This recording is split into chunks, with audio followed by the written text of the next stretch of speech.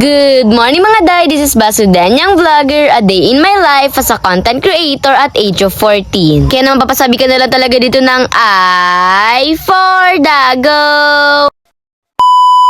Hi guys! So for today's vlog, samahan nyo nga talaga kami na magluto ng gabihan dito sa labas ng bahay namin. Akala ko nga talaga sa loob na magluluto dahil mag-aalas 6 na rin nga baka abutin kami dito ng gabi. Pero itong mga person ay go na go. By the way, bago nga po pala ang lahat, ay hinaon na muna nga po pala itong karne dahil sobrang lambot na talaga niyan. Paano ba naman kanina pa nga talaga yan dyan nakasala? Ewan ko, siguro muntik pa nila makalimutan dahil muntik pa talaga siya maging super lambot. Akala ko mag-failed agad pero buti naman ay hindi. Actually, sa totoo lang talaga, mas maganda naman nga talaga magluto dito sa labas dahil mas maganda yung view tapos mas nakakatipid din sa gas. Bali, prinito na nga po pala ni Dado dyan. Ito nga po palang karne at for the ilag ang mga person dahil talaga magsisitalsikan talaga yung mga mantika niyan. Oo, naunahan ko na kayo, OA na ako dahil malayo na nga yung pwesto ko pero mas lalo pa akong lumayo. Nakala mo ba aabutin talaga ako ng mantika? Huwag niyo nang sabihin na ako lang talaga yung takot sa mantika dahil kahit si Dado ay napapailag talaga siya tapos napapatakbo siya ng medyo malayo-layo.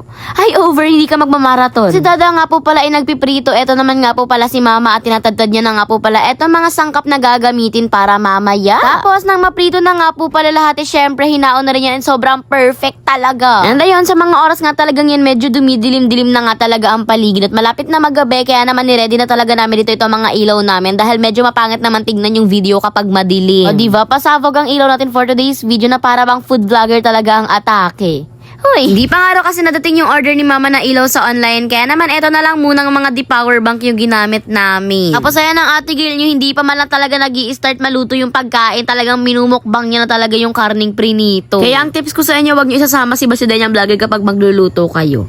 Ala, hindi. Ako pa nga raw talaga maubos itong mga karne at tinadtad na nga po pala yan dyan ni Mama. Dahil sisig nga talaga ang ating gagawin na ulam for today's video, dapat nga talaga nakatadtad nga talaga yan lahat. No joke talaga, pero favorite ko po talaga ang sisig, as in kahit saan siguro kayo pumunta tapos merong sisig, yan talaga yung pinakang o-orderin ko. Diba, akala mo naman talaga kayang kagatin ng ngipin ko. Bale, yun, ito nga po palang si Dada ay mag-i-start na nga po pala siya dito magluto. Para naman nga talaga hindi na nga kami abutin dito talaga ng sobrang madilim na. By the way, nilagyan na nga po pala dyan ni Dada ito nga po palang sibuyas, bawang, karne, tapos yung sili na rin. Hindi pa man lang nga talaga naluluto ay talagang nagtatakam na kami paano ba naman yung amoy niya mga de. Talagang umaalingaso na siya sa buong paligid. Dahil bihira lang naman tayo makakain ng ganito ay talagang sobrang nakakatakam talaga siya mga day. Di na nga talaga to pwedeng madalasin dito sa bahay dahil mga high blood ang people dito. Diyos ko, nakakatakot na okay na yun once in a month. Uy, hindi. Bala yan, sobrang dami ko nang dinadaldal pero sobrang dami na rin nalagay dito ni Dada na sangka. Amang mix-mix na nga lang yan hanggang sa maluto lahat. Tapos yan, voila!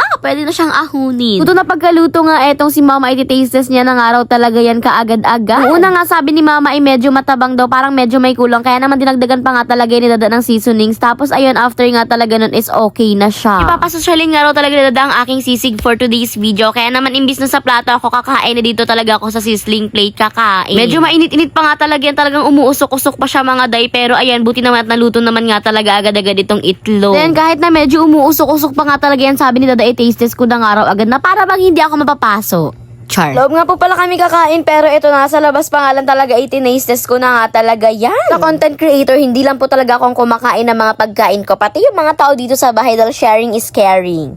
Uy, Char. Well, ayun, pagkatapos namin lahat mag-tastes, hinakot na nga talaga namin itong mga gamit papunta dun sa loob. Paano ba naman kakain na nga talaga kami? Tapos ayun, pagkapasok ko, etong si Kuya mo yung mag-tastes din nga raw talaga siya dito. Tapos sabi ko nga sa kanya, mainit kaso nasubo niya ng pagsabi ko. Kaya naman nagtiis na lang siya talaga. Anyway, nag-live nga po pala kami habang kumakain. Kaya naman hanggang dito na lang din talaga yung videos ko. Naman hanggang dito na nga lang yun lang sa atin. God bless. Thanks for watching. Mwah!